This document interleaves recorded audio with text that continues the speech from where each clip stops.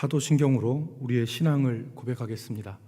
전능하사 천지를 만드신 하나님 아버지를 내가 믿사오며 그 외아들 우리 주 예수 그리스도를 믿사오니 이는 성령으로 잉태하사 동정녀 마리아에게 나시고 본디오 빌라도에게 고난을 받으사 십자가에 못 박혀 죽으시고 장사한 지 사흘 만에 죽은 자 가운데서 다시 살아나시며 하늘에 오르사 전능하신 하나님 우편에 앉아 계시다가 저리로서 산자와 죽은 자를 심판하러 오시리라.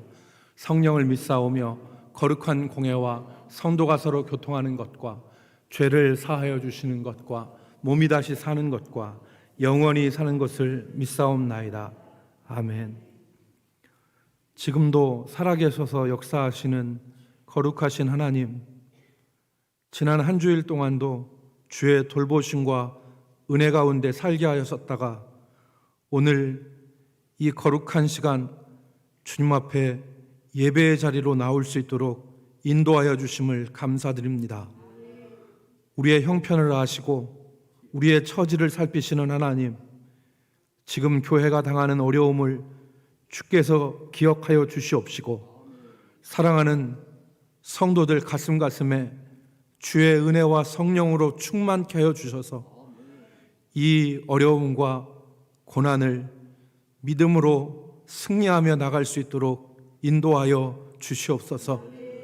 오늘도 하나님의 은혜를 사모하며 성도가 마땅히 드려야 될 합당한 예배로 주 앞에 선 주의 백성들을 능력의 장중에 붙들어 주시고 이 예배를 통하여 하나님 앞에 우리 자신을 드릴 뿐만 아니라 하나님이 주시는 크신 은혜를 우리의 전 존재에 담을 수 있도록 역사하여 주옵소서. 이 시간에도 함께 자리하지 못하고 각 가정에서와 병상에서 요양원에서 그리고 외지에서 예배드리는 우리 모든 성도들을 기억하여 주시고 주께서 저들의 삶의 자리에 은혜 베풀어 주실 것을 간절히 바라와서 예수님의 이름으로 기도 올리옵나이다. 아멘.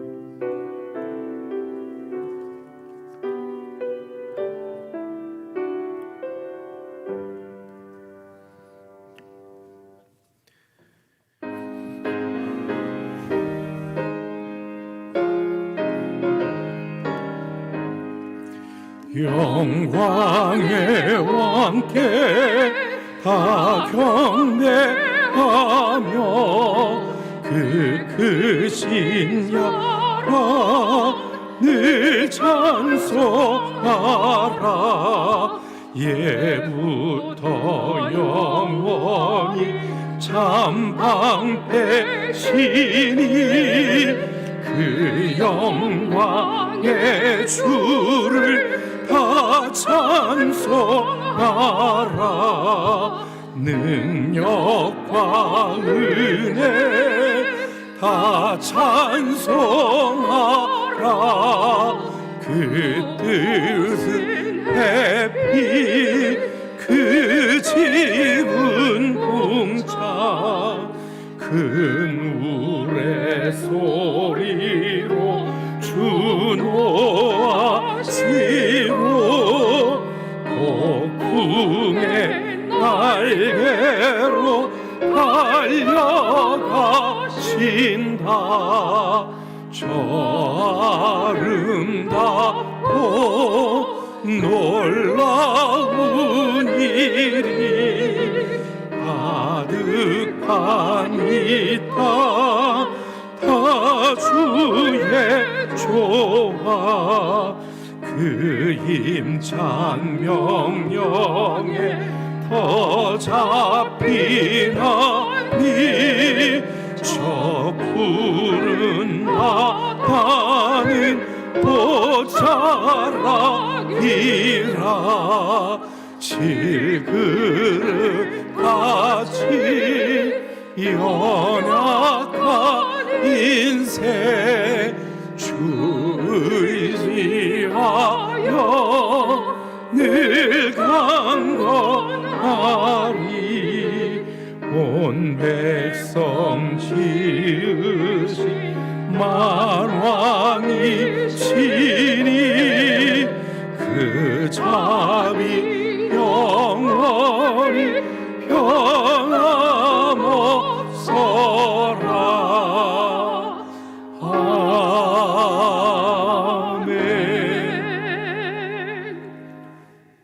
동시 교독하겠습니다. 우리의 능력이 되시는 하나님을 향하여 기쁘게 노래하며 야곱의 하나님을 향하여 즐거이 소리칠지어다. 시르를 푸며 소고를 치고 아름다운 수금에 비파를 아우를지어다. 초하루와 보름과 우리의 명절에 나팔을 불지어다. 이는 이스라엘의 율례요 야곱의 하나님의 규례로다. 하나님이 애굽 땅을 치러 나아가시던 때에 요셉의 족속 중에 이를 증거로 세우셨도다. 거기서 내가 알지 못하던 말씀을 들었나니 이르시되 내가 그의 어깨에서 짐을 벗기고 그의 손에서 광주리를 놓게 하였도다. 내가 고난 중에 부르짖음에 내가 너를 건졌고 우레소리의 은밀한 곳에서 내게 응답하며 머리바 물가에서 너를 시험하였도다. 내 백성이여 들으라. 내가 내게 증언하리라. 이스라엘이여 내게 듣기를 원하노라. 너희 중에 다른 신을 두지 말며 이방 신에게 절하지 말지어다. 나는 너를 애굽 땅에서 인도하여 낸 여호와 내 하나님이니 내 입을 크게 열라. 내가 채우리라 하였으나 내 백성이 내 소리를 듣지 아니하며 이스라엘이 나를 원하지 아니하였도다. 아멘.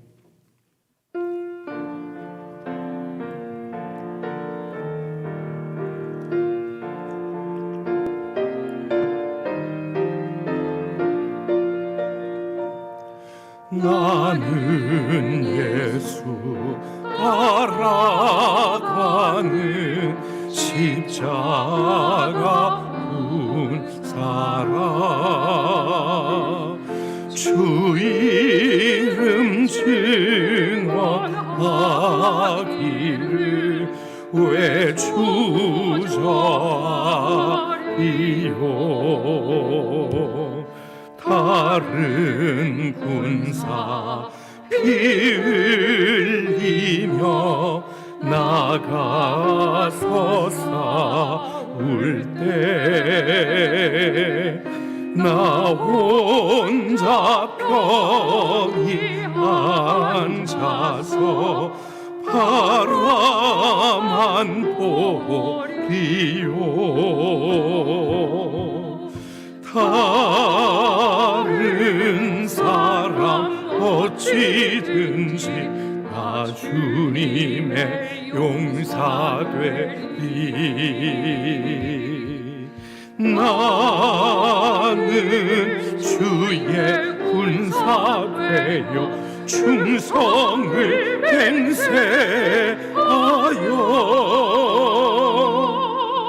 내가 승리하리까지 주 은혜로 싸우리 주님의 용사된 내게 주의 일 맡기소서 큰 싸움은 시작되어 용사를 부른다 그러나 전쟁 마당에 다워서 나가자 거룩하신 주님 위에 싸우러 나가자 주님의 권능 힘입어 이길 때까지 다른 사람 어찌든지 나 주님의 용사되리 나는 주의 군사되어 충성을 맹세하여 내가 승리하기까지 주 은혜로 싸우리 주님의 용사된 내게 주의 일 맡기소서. 그 승리의 영광 위에 싸워야 하리라. 주 말씀 나의 힘 되니 겁낼 것 없도다. 모든 싸움 이긴 후에 그날이 이르면 승전가 높이 부르며 큰 영광 누리리.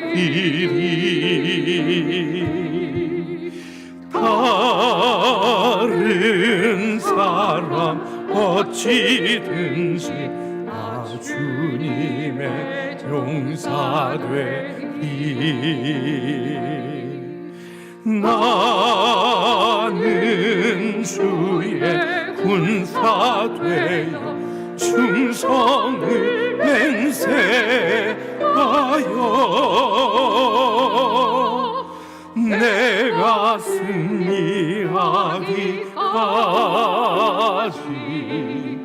주 은혜로 싸우리. 주님의 용사된 내게 주의 일 맡기소서.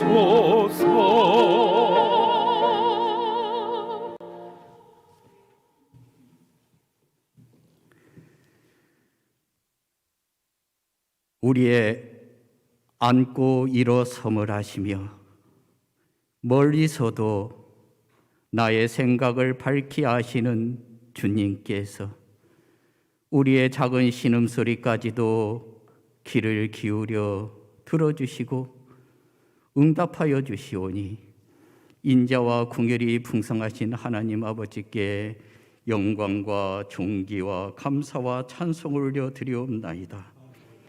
주께서 굳게 닫힌 우리의 마음의 문을 열어주시고 우리가 하나님 앞으로 가까이 나아가지 못할 때에도 주께서 먼저 다가와 손을 내밀어 주시고 안아주시고 품어주시오니 감사하옵나이다.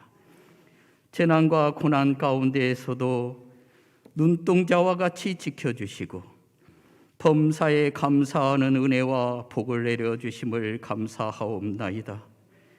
사람의 걸음은 여호와 하나님 아버지께로 말미암나니 어찌 사람이 자기의 길을 알 수 있겠사옵나이까. 주께서 주신 말씀에는 힘과 지혜와 능력이 있사오니 우리 모두 다 말씀을 사모하는 심령이 되게 하여 주시옵소서. 기도할 때마다 새 힘을 부어 주셔서 지치거나 피곤하거나 낙심하지 않게 하여 주시옵소서. 망망대해에서 만난 코로나라는 광풍으로부터 우리 모두 벗어나 안전한 복으로 인도하여 주시옵소서. 일평생 땀 흘리고 수고하고 애쓴 삶의 자리가 코로나로 인해서 모든 것을 잃어버리는 아픔을 겪지 않게 하여 주시옵소서. 맡겨주신 사명을 감당하는데 열심을 품게 하시고 연약한 가운데 있는 성도들을 뒤돌아보게 하여 주시옵소서. 모든 성도들이 한자리에 모여서 기도하고 찬송하고 예배드리고 교제할 수 있도록 바라고 원하는 마음의 소원들이 하루속히 이루어지게 하여 주시옵소서. 성령께서 각 교회를 향한 책망과 권면과 위로하심에 우리 모두 다 귀를 기울이고 주의 일에 힘쓰며 주의 부르심에 합당한 열매를 맺게 하여 주시옵소서. 성령의 감동과 능력의 말씀으로 우리 어린 자녀들의 믿음을 말씀의 반석 위에 굳게 세움을 있게 하여 주시옵소서. 약한 자에게는 새 힘을 부어주시고 병마로 고통 중에 있는 자녀들에게는 치유와 회복의 은혜를 있게 하여 주시옵소서. 시험 당하지 않도록 우리 모두 다 범사에 감사하며 쉬지 않고 기도하며 항상 기뻐하는 자녀들이 다 되게 하여 주시옵소서. 이 나라 위정자들과 백성들이 창조주 하나님을 믿고 하나님께서 바라고 원하시는 삶을 살게 하여 주시옵소서. 오늘도 권능의 말씀, 생명의 말씀을 통해서 우리 안에 있는 가라지는 불사르고 알곡 신앙, 온전한 믿음이 되기를 원하옵나이다. 코로나19 감염병 상황 속에서 한 번도 가보지도 않은 길을 가야만 하는 주의 사자에게 요셉에게 주셨던 지혜와 능력을 주셔서 아버지의 뜻하신 바대로 나아갈 수 있도록 권능의 오른손으로 강하게 붙들어 주시옵소서. 이 모든 말씀을 우리 주 예수 그리스도의 이름으로 감사드리오며 기도드리옵나이다. 아멘.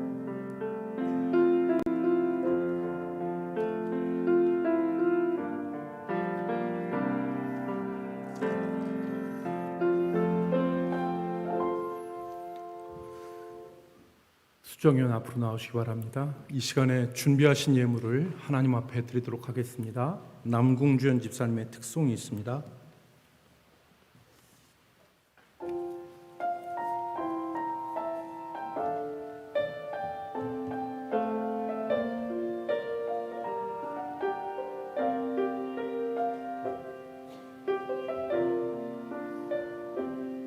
내 주의 은혜 강가로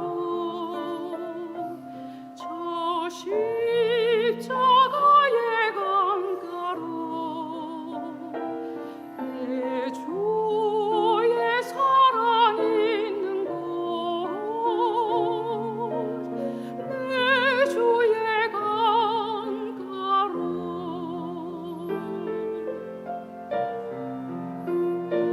내 주의 은혜 강가로 저 십자가의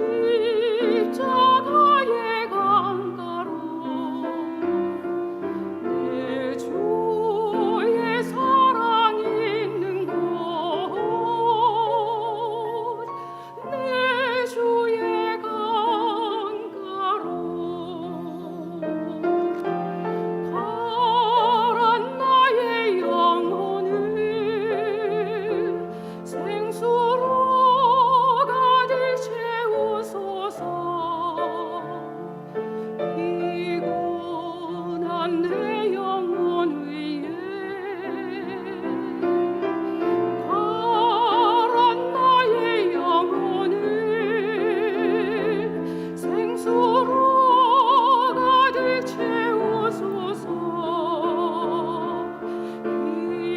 피곤한 내 영혼 위에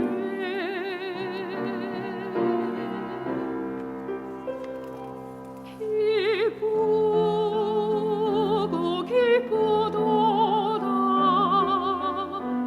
항상 기쁘도다 나 주께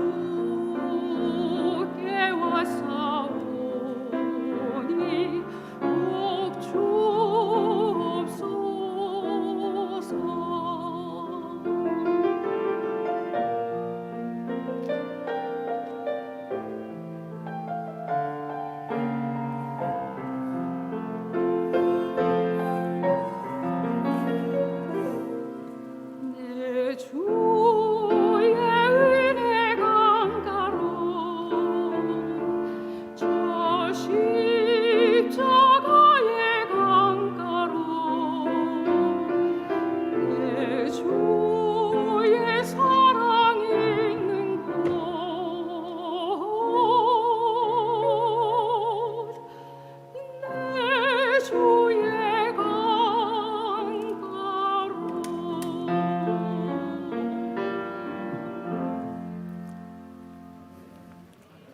기도하겠습니다. 은혜가 풍성하신 하나님, 우리에게 먹을 것과 입을 것을 주시고 필요를 따라 하나님께서 공급의 은혜로 우리와 함께하여 주심을 감사드립니다. 이 시간도 하나님의 은혜를 기억하며 감사하는 마음으로 주 앞에 예물을 준비하여 드리오니 주께서 드린 손길들을 기억하여 주시며 광야와 같은 이 세상 가운데 주께서 내려주시는 생명의 떡과 생명의 물로 배부르게 하여 주시고 이 험한 인생길들을 넉넉히 살아갈 수 있는 힘과 믿음과 용기와 지혜도 허락하여 주시옵소서. 성도들의 삶의 자리에 하나님 은혜를 부으셔서 계획하고 추진하고 기도하며 땀 흘리는 모든 일들 가운데 주께서 형통의 은혜를 주시고 그것으로 말미암아 영혼 구원하며 이웃을 섬길 수 있는 귀한 삶이 되게 하여 주옵소서. 없어 슬피 울며 곤고한 자 하나도 없게 하여 주시고 하나님이 주신 은혜를 없이 여겨 악한 것에 은혜를 사용하지 않게 하여 주시옵시며 주님이 기뻐하시는 곳에 우리의 물질을 사용하며 우리의 육체와 시간과 우리의 에너지도 사용케 하여 주옵소서. 성도들의 가정에 환난 근심 걱정 모든 먹구름들을 걷어주시고 의의 태양 되신 주께서 약속하신 말씀대로 치료하는 광선을 발하여 모든 온전치 못한 것들이 온전케 하여 주시고 있어 아니야 될 것들을 주께서 제하여 주셔서 성도의 가정마다 복된 생활할 수 있도록 인도하여 주옵소서. 예수님의 이름으로 기도 올리옵나이다. 아멘. 하나님의 말씀 마태복음 6장 13절입니다. 마태복음 6장 13절.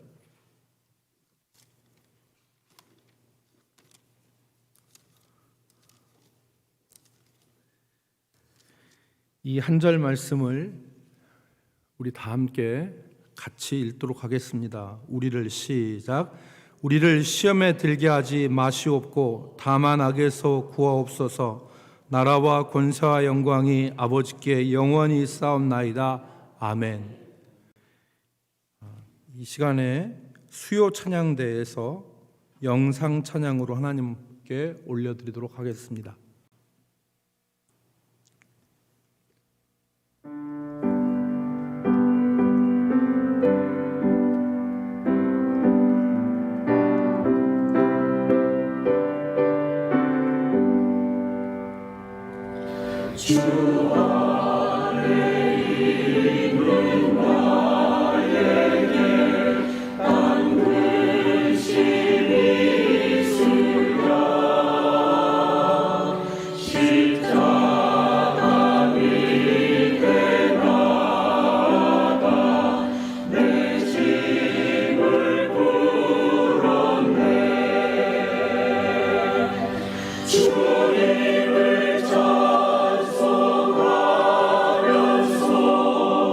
찬송하면서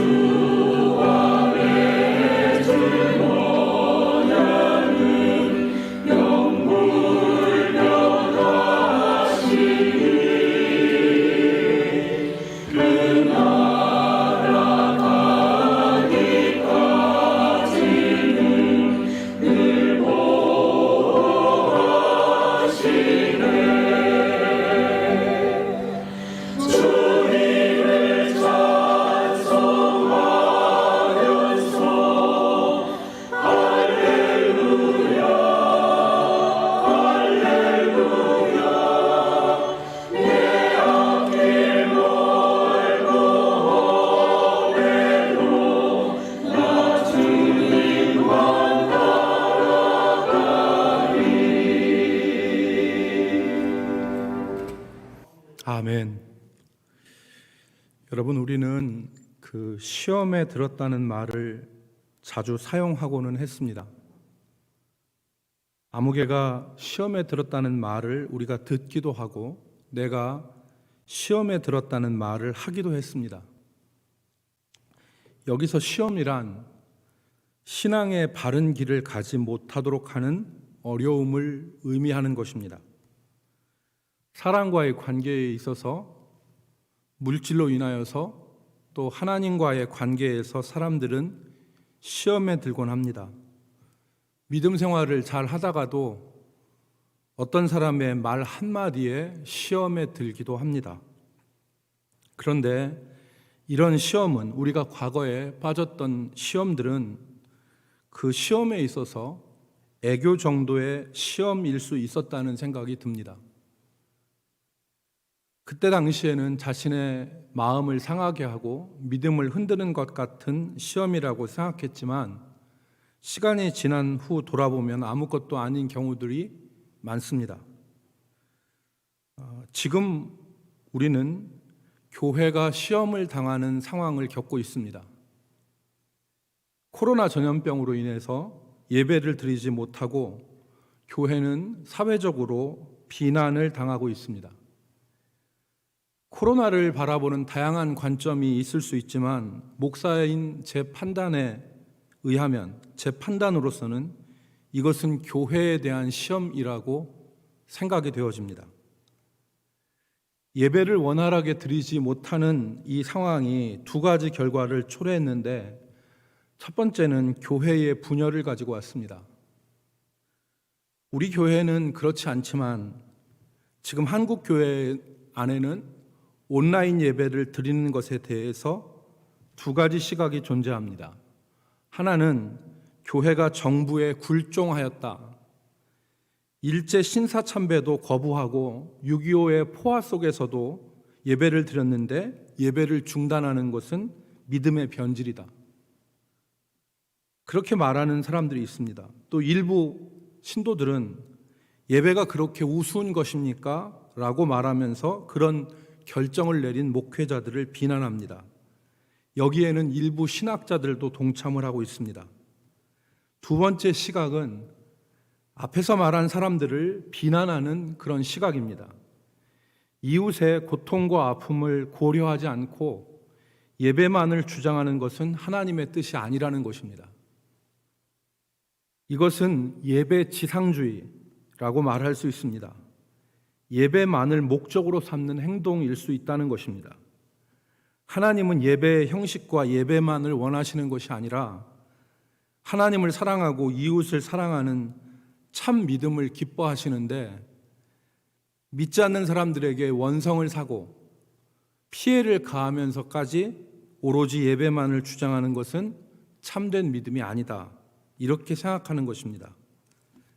한 조사에 의하면 코로나 이후에 한국 교회는 온라인으로 전환한 교회가 60% 정도 되고, 우리 교회처럼 온라인과 예배당 예배를 병행한 교회가 25% 정도 되고, 현장 예배만을 드리는 교회가 15% 정도 된다고 합니다. 우리 교회 안에서도 다양한 생각이 있을 수 있습니다. 자칫 잘못하면 한 교회 안에서 교회가 분열될 수도 있는 상황입니다. 이에 대해서는 신학적인 사고가 필요합니다.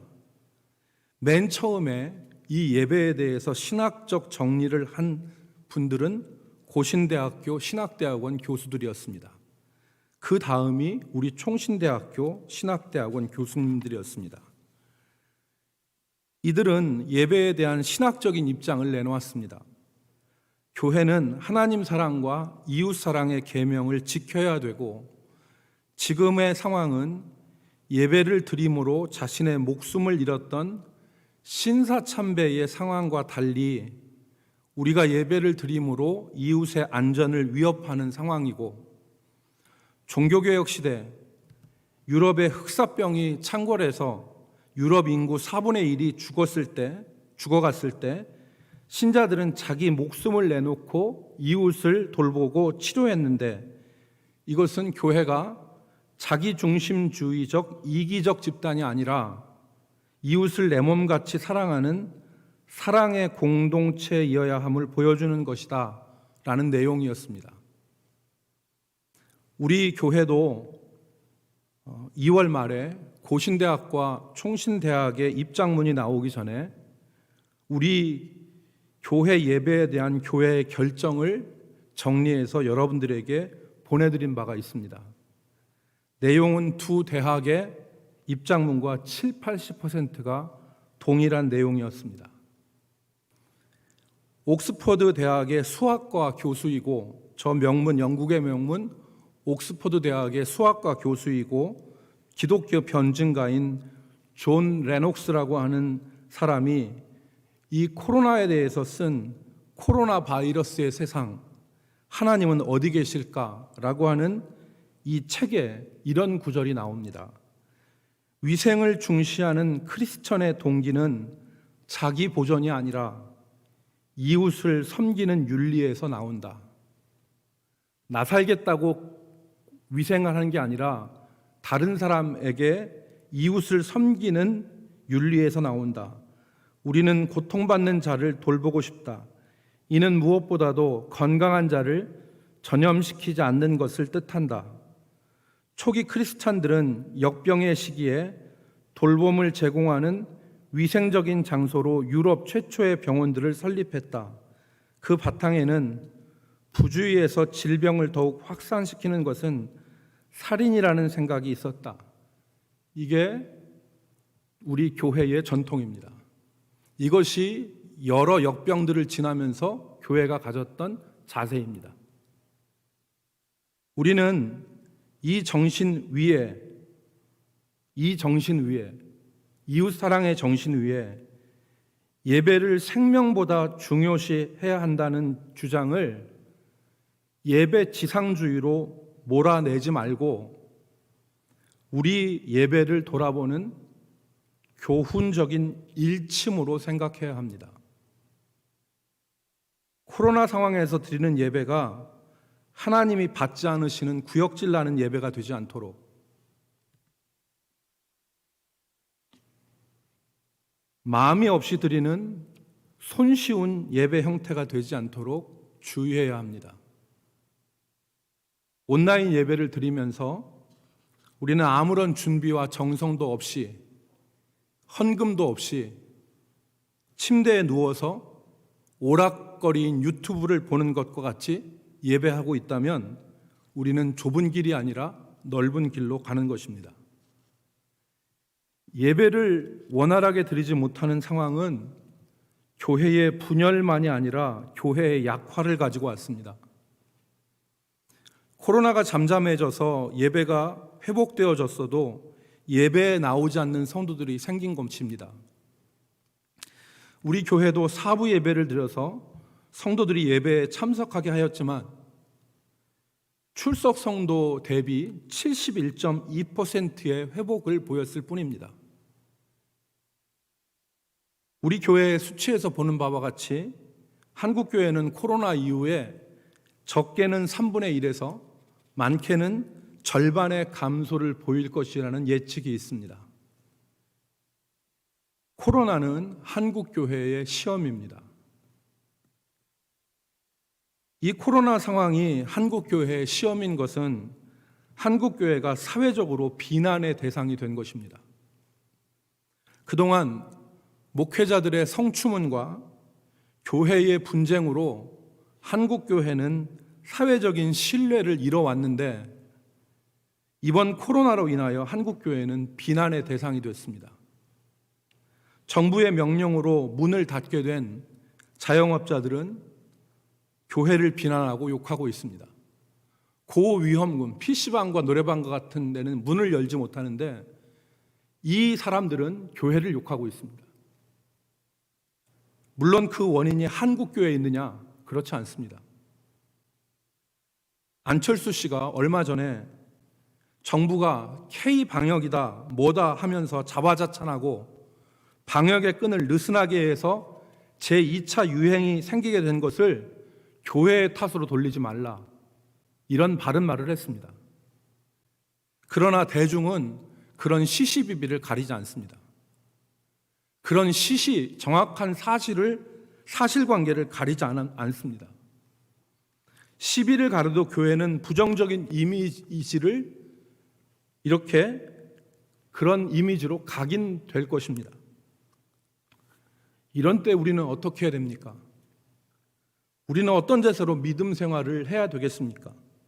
그런 의미에서 오늘 우리에게 필요한 말씀과 기도가 바로 주기도문의 6째 간구, 시험에 들게 하지 마옵시고 다만 악에서 구하옵소서, 바로 이 기도입니다.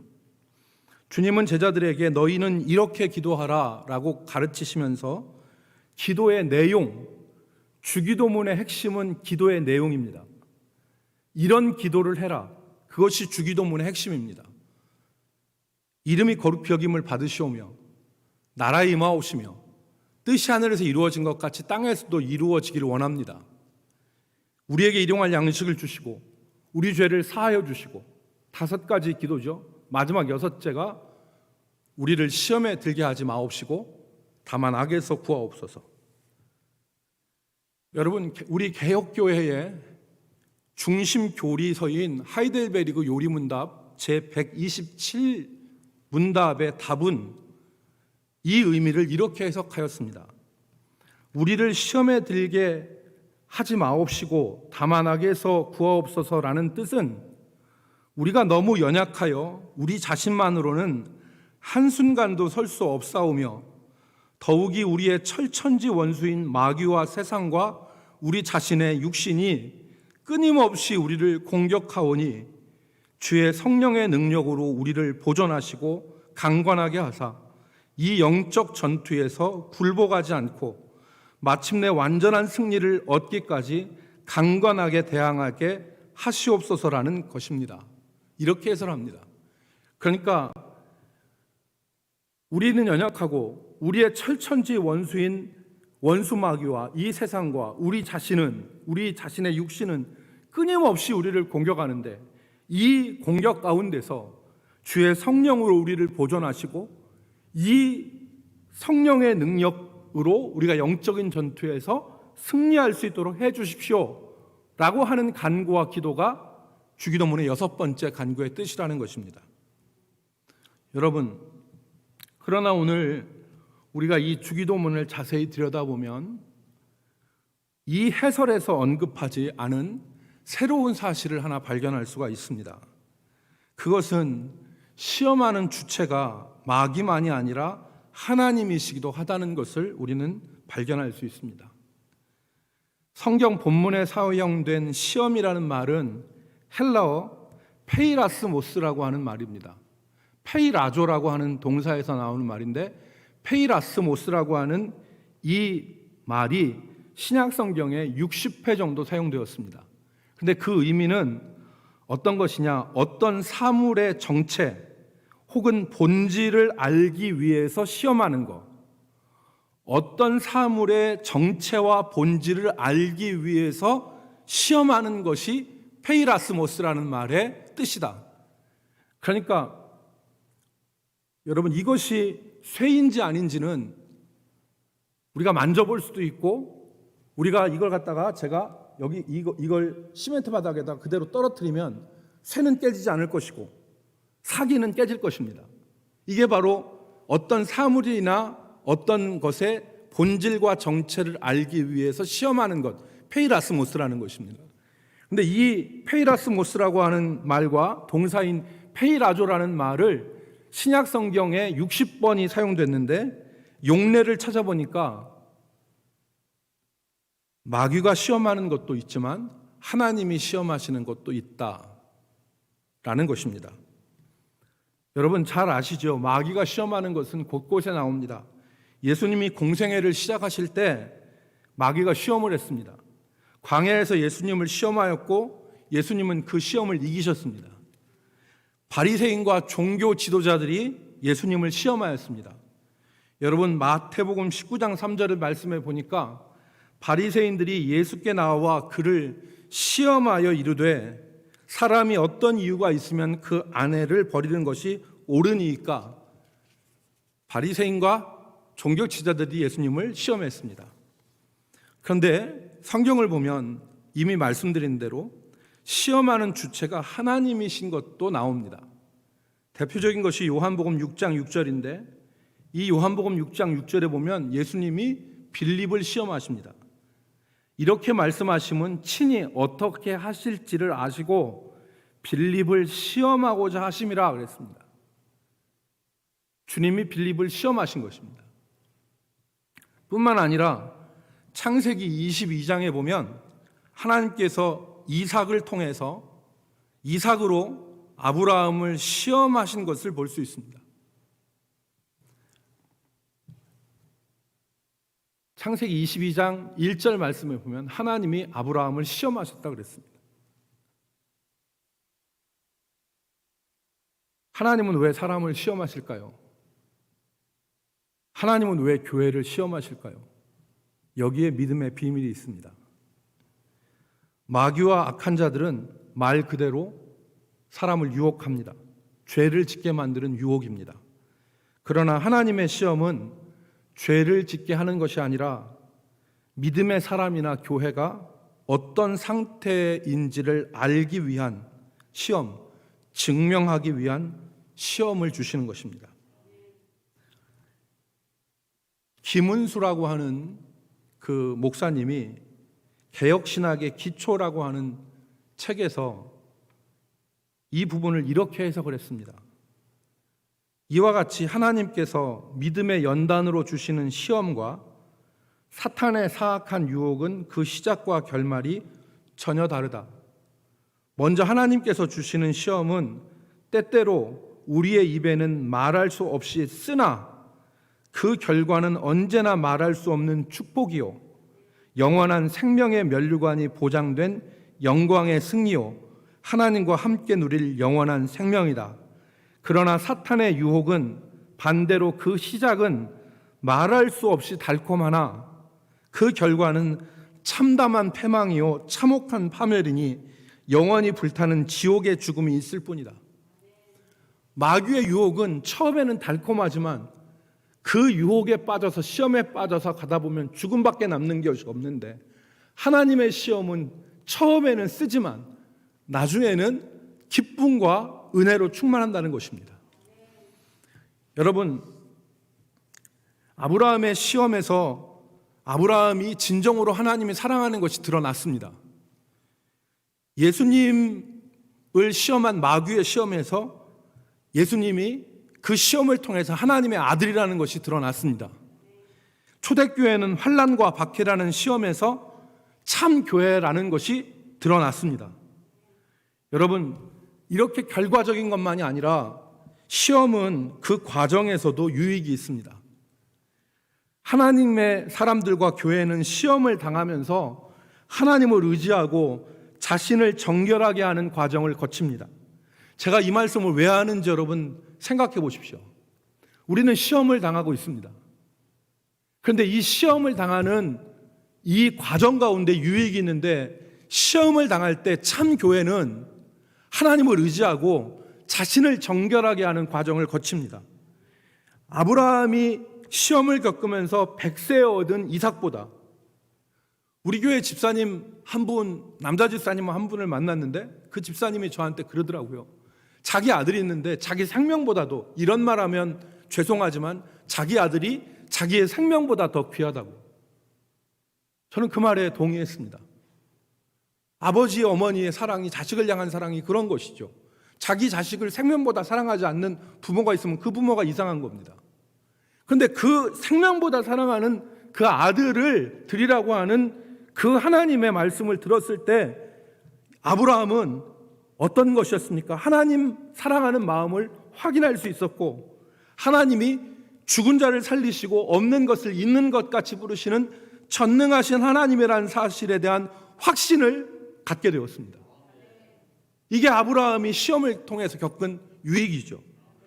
초대교회는 정말 믿는 것이 발각되어지면 그냥 사자밥에다가 집어 던져버리고, 사자밥으로 집어 던지고 불태워 다 죽이는 그 상황 가운데서 이 박해라는 시험을 통해서 현실에 안주하면서 먹고 마시고 노닥거리는 신앙이 아니라 사자밥이 되고, 장작더미, 기름이 부어진 장작더미에서 불태워지는 고통을 당하면서까지도 영원한 하나님의 나라를 바라보는 믿음의 눈이 열리고, 진짜 믿음이라는 것이 무엇인가를 깨닫는 유익을 초대교회에서 누렸던 것입니다. 여러분, 그러므로 시험에 들게 하지 마시옵고라고 하는 의미는 시험의 주체를 생각해 볼 때 아무런 일이 일어나지 않는 풍랑 없는 고요한 바다 같은 신앙생활을 구한 것이 아니라, 예수님도 당하시고 무릇 그리스도 안에서 경건하게 살고자 하는 사람들이 당하는 시험 가운데서 우리가 죄에 빠지지 않고 하나님과 멀어지지 않도록 우리를 붙들어 주십시오라고 하는 간구인 것입니다. 여러분, 우리는 이 시험에서 우리 자신들이 정결하게 되어지고, 우리 자신들이 하나님을 더 사랑하며 우리의 믿음이 세상에서 노닥거리는 믿음이 아니라 영원한 하나님의 나라를 바라보는 믿음으로 점점 되어질 수 있도록 우리가 기도해야 됩니다. 이 믿음이 이 시험이 무너짐의 원인이 될 수도 있습니다. 여러분, 지금 유럽 교회는 교회를 찾아볼 수 없을 정도로 그렇게 무너져 내렸습니다. 근데 이 역사적으로 이 무너짐의 시초가 언제였느냐? 물론 그 이전도 그랬지만 1755년에 스페인에서는 엄청난 지진이 일어났다고 합니다. 1755년 11월 1일 9시 40분, 그때 리스본의 인구가 23만 명 내지 25만 명인데 그 중에 10%가 종교인이었다고 합니다. 그래서 스페인 리스본은 신앙의 도시라고 그렇게 알려졌는데, 이날 지진으로 4만 명 정도가 몰살을 당했습니다. 4만 명 정도가 예배당에 거의 다, 그날이 만성일이라고 하는 축일이었는데 그 축일에 9시 40분이었으니까 사람들이 대부분 다 예배당에 있었는데 지진이 나가지고 그 예배당들이 다 무너져 내린 거예요. 그래서 사람들이 깔려 다 죽었습니다. 그 죽은 인구가 4만 명이라는 거예요. 그리고 그 뒤에 있는 2차 여진으로 죽은 사람이 7만 명까지 된다고 합니다. 그러니까 그 도시의 인구의 30%가 지진으로 죽은 것입니다. 그런데 이 지진이 일어났을 때 일부 강경한 목회자들이 하나님의 심판이다, 이게 하나님이 이 도시를 치신 심판이다, 하나님의 심판은 하나님의 집에서부터 먼저 시작되는데 이게 하나님의 심판이다 라고 정죄하면서 심판을 얘기했습니다. 인과응보적인 정죄만을 했습니다. 그리고 더 이상의 해석을 내놓지 않았습니다. 그리고 더 이상의 의미 있는 행동도 하지 않았습니다. 그런데 스페인의 그 당시에 철학자들과 그리고 사회학자들, 정부 관리들이 여기에 대해서 해석을 내놓았습니다. 철학적 해석, 사회학적인 해석이 있었는데, 사회학적인 해석은 이렇게 피해가 많은 것은 리스본에 인구가 밀집하여 있고 2만여 채가 되는 고층 건물, 실제로는 6층, 7층 빌딩이 많지 않았었는데 사회학자들이 고층 건물이 2만여 채가 있었기 때문에 우리가 이렇게 피해를 당한 것이다 그런 사회학적인 의미를 내놨습니다. 그리고 철학자들은 이게 하나님의 심판이라면 여기를 신앙의 도시라고 얘기하는데 우리보다 더 타락한 런던과 파리는 왜 무사하냐? 런던과 파리는 왜 무사하냐? 라는 이야기를 했습니다. 그리고 정치주자들은 이것이 하나님의 심판이 아니라 자연재해다. 그리고 이 자연재해 가운데 우리가 해야 될 것은 도시의 재건이다 라는 해석을 내놓았습니다. 그 이후로 유럽 교회는 설 자리를 잃고 그리고 교회는 급속히 무너져 내려갔습니다. 사랑하는 성도 여러분, 지금 우리는 교회의 시험 가운데 있습니다. 이 시험 가운데서 우리가 부딪히고 우리가 지금 통과하고 있는 이 시험은 위에서 말씀드린 두 가지 성격이 복합적으로 우리의 임한 것이라고 저는 생각합니다. 첫 번째는 우리의 믿음을 달아보시고 우리의 믿음의 순수성을 드러내고자 하시는 하나님의 시험의 성격과 다른 하나는 우리의 믿음을 편안함과 게으름이라고 하는 달콤함으로 무너뜨리려고 하는 사단의 유혹이 동시에 작용하고 있다고 보는 것이 맞을 것입니다. 우리의 이 시험의 성격, 하나님이 우리의 믿음을 순수성을 달아보시고 우리의 믿음을 검증하고자 하시는 하나님의 시험과 편안함과 안락함, 그리고 세상적인 측면에서 우리를 믿음을 넘어뜨리려고 하는 사단의 시험, 이 두 가지가 동시에 작용하고 있다고 판단이 되는 것입니다. 여러분, 우리가 어떻게 해야 되겠습니까? 교회는 분열을 넘어서고 교회는 부끄러움을 넘어서서 우리 믿음을 견고하게 해야 됩니다. 마귀의 가장 기본적인 전략이 분열을 꾀하는 것입니다. 예수님이 말씀하신 것처럼 마태복음 12장 25절에 스스로 분쟁하는 나라마다 황폐해질 것이고 스스로 분쟁하는 동네나 집마다 서지 못할 것이다. 한국교회가 지금 우리는 현장 예배를 드리니까 우리는 의로운 사람이고 니네는 정부의 핍박에 굴종하여서 온라인 예배를 드리는 겁쟁이들이다. 이렇게 편가르기 하고 현장 예배만 드리는 사람들이 올곧은 신앙의 사람이고 그렇지 않은 사람들은 아니라고 하는 이 자기의와 자기 분열, 교회의 분열에 빠져 있을 때가 아닙니다. 그건 미련한 짓입니다. 교회는 누구를 비난하거나 손가락질하지 말고 우리의 믿음의 본질적인 측면 더 집중해서 예배하고 기도하고 찬양하고 사랑의 봉사를 해야 됩니다. 여기에 나와서 예배하지 못하는 성도들 온라인 예배 드릴 때 정성을 다해서 예배해야 됩니다. 아까 말씀드린 것처럼 그냥 대충 아무 준비 없고 생각 없이 그냥 침대에 누워서 헌금 없이 뭐 그냥 이렇게 노닥거리듯이 예배하는 그 예배 가지고는 이 시험을 이겨내지 못합니다. 예배에 집중하고 기도에 집중하고 봉사에 집중하고 그리고 성도들 사랑하는 데 집중해야 됩니다. 그럴 때야만이 우리의 믿음이 한 단계 올라섭니다. 그럴 때 우리의 믿음이 우리 가운데 있는 불순물을 제거하고 그리고 온전한 믿음으로 세워지는 것입니다. 다른 하나는 우리가 복음을 부끄럽게 생각하지 말아야 됩니다. 바울 사도는 믿는 사람들을 세상이 해악으로 여기고 유대인들에게 있어서는 기독교인들이 박멸의 대상이 되어지는 그 시대에 로마서에서 내가 복음을 부끄러워하지 아니하노니 이 복음은 모든 믿는 자에게 구원을 주시는 하나님의 능력이 됨이라 그랬습니다. 나는 복음을 부끄러워하지 아니한다.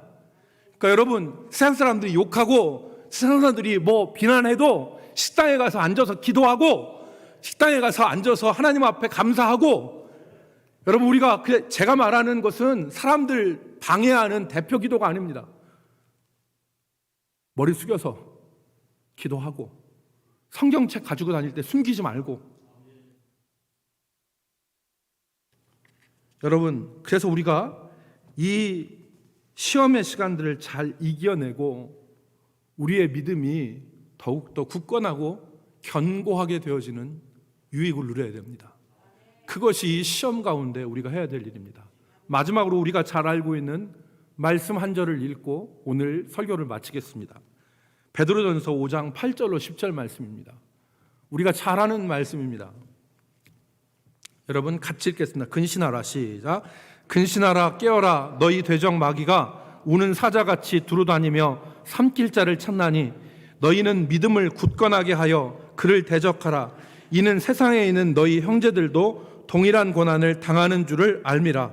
모든 은혜의 하나님 곧 그리스도 안에서 너희를 부르사 자기의 영원한 영광에 들어가게 하시니가 잠깐 고난을 당한 너희를 친히 온전하게 하시며 굳건하게 하시며 강건하게 하시며 털을 견고하게 하시리라. 여기 있는 말씀입니다. 온전하게 하시고 강건하게 하시리라. 견고하게 하시리라. 여러분 시험을 당할 때 시험을 잘 이기면 온전하게 되어지고 강건하게 되어지는 견고하게 되어지는 은혜를 누립니다.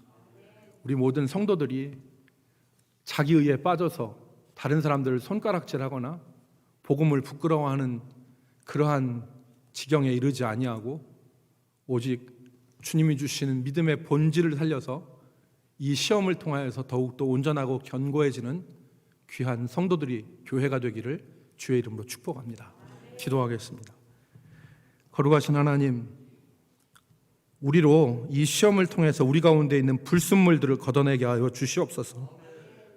금 속에 있는 불순물들이 떠올라서 순도 100% 정금이 되는 것처럼 우리 안에 있는 찌꺼기들과 부정한 것들이 이번 시험을 통해서 다 떠올라고 걷어내어져서 우리가 정금같이 주님 앞에 나아갈 수 있도록 도와주시옵소서.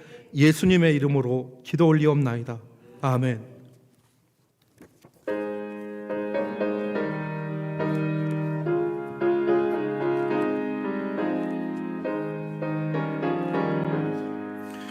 너 시험을 당해 죄 짓지 말고 너 용기를 다해 곧 물리쳐라.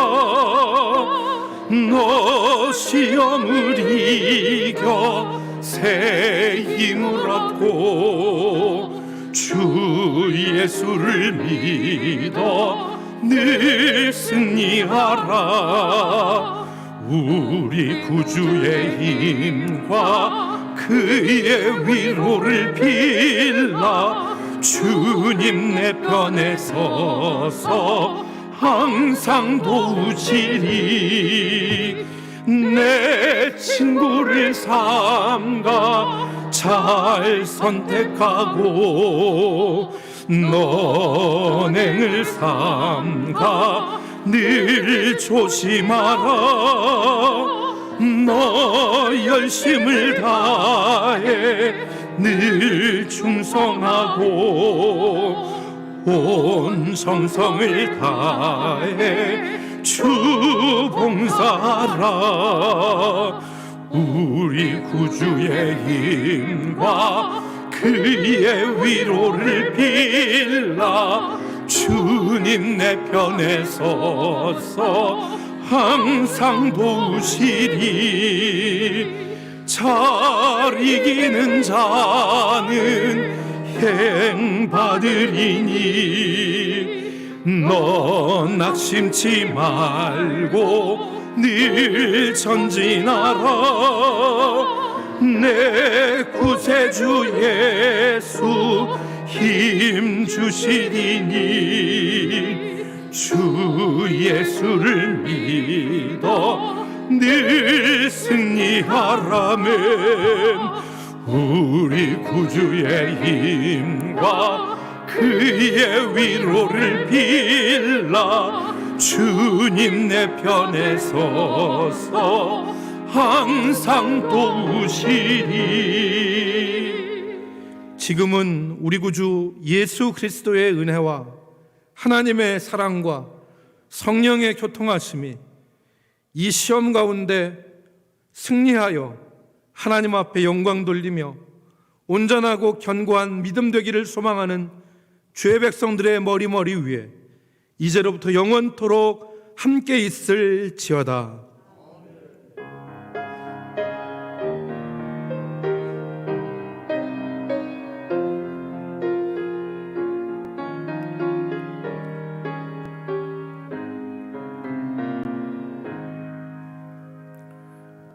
예배 마쳤습니다. 광고하겠습니다. 내일부터 우리 교단 제105회 총회가 세eden 교회에서 있게 되는데요. 코로나 관계로 전국의 35개 거점 교회를 정해서 거기에서 목사님들이 분산되어져서 화상 회의로 총회가 이루어집니다. 여러분들 위해서 기도해 주시면 좋겠습니다.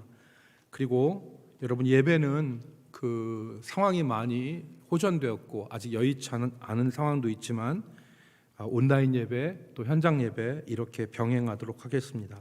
그리고 여러분, 주보에 나온 대로 하반기 성경 세미나 이런 데일수록 여러분들 다른 유튜브들 이렇게 보지 마시고, 또 다음 주에 제가 말씀을 드리겠지만 지금 기독교 영화라고 해가지고 도는 것 중에 보면 전능신교라고 해서 중국에서 온 이단이 있습니다. 그 전능신교가 전능하신 하나님의 교회라고 하는 곳인데, 낙인이나 박해 같은 영화들을 막 우리나라 걸로 보내요. 그러니까 성도들이 지금 어려운 시대니까 그런 거 보면서 우리가 믿음을 지켜야 돼, 이런 영화 봐야 돼 그러는데, 그게 이단, 전능신교는 이만희처럼 자기들의 교주를 재림주로 믿는 불교의 이단이 파룬궁이라면, 중국에서 나온 기독교 이단은 전능신교, 동방교입니다. 그러니까 여러분, 다음 주에 제가 이 화면에다가 문양을 여러분들에게 보내드리고, 리더들에게는 보내드렸습니다. 카톡으로 보내드렸는데, 여러분들이 지금 다른 유튜브 검증 안 됐잖아요. 거기에는 독도 있는데 그런 것들 볼 것이 아니라 성경 공부하는, 교회에서 하는 성경 공부에 참석하시기 바랍니다. 오늘 성막과 성전 제2편이 나갑니다. 여러분들이 이번 주에 나가는데 참고하시면 좋겠고요. 2020년 장학증서 수여가 있습니다. 고등학생 5명, 대학생 1명, 특별장학생 1명, 그래서 늦가기로 공부하시는 분이 계신데 또 이렇게 특별장학생으로 선정했습니다. 그래서 코로나 상황 가운데서도 교회 장학 사업이 계속 진행이 됩니다. 여러분, 주목해서 들으셔야 될 것은 지탄리, 그러니까 우리 농소리 말고, 매각한 농소리 말고 지탄리 묘지 유가족 모임을 돌아오는 금요일 11시에 교회에서 갖고자 합니다. 이유는 지탄리 묘지를 정비하려고 합니다. 그래서 지탄리 묘지를 정비해서 농설에 있는 묘지와 합하여서 교회 묘지를 이렇게 하려고 하기 때문에 지탄리 묘지 가족들께서는 11시에, 금요일 11시에 참석해 주시기 바라겠고요.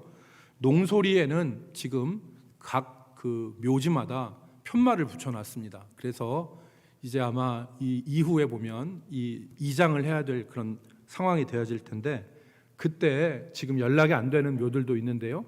우리 묘가 몇 번 편말이다라고 하는 것을 말씀해 주셔야 돼요. 지금 묘적부에 등록이 돼 있는 분들은 상관이 없는데, 묘적부에 등록이 안 된 분들은 이제 나중에 보면은 누가 누군지를 모를 수가 있어요. 물론 그것을 다 정리하겠지만, 그래서 농소리의 유족들은 가족 묘지의 번호를, 거기에 꽂혀 있는 편말의 번호를 말씀해 주시고, 우리 묘가 몇 번입니다, 이렇게 말씀해 주시기를 부탁을 드리겠습니다. 담당자는 임헌경 집사님과 안병권 집사님입니다. 그리고 지난 주 중에 유병찬 집사님, 부인 되시는 황영희 집사님의 모친 손종숙 성도님이신데요, 우리 교회에서 세례도 받으셨습니다. 그런데 이분이 소천하셔서 장례를 치렀습니다. 유병찬 집사님, 황영희 집사님께서 위로해 주신 여러분들께 감사하다는 말씀을 전했습니다. 그리고 이번 돌아오는 토요일에는 우리 교회 새가족이신 이준영, 이윤희 청년이 더 K 웨딩 컨벤션에서 결혼을 하는데, 여러분들이 많이 축복해 주시면 좋겠습니다. 옆에 계신 분들 서로 인사하도록 하겠습니다. 주의 이름으로 축복합니다. 한 주간도 승리하시기 바랍니다. 우리 서로 인사하시기 바랍니다. 우리 살아계신 주 찬송하고 집으로 돌아가도록 하겠습니다.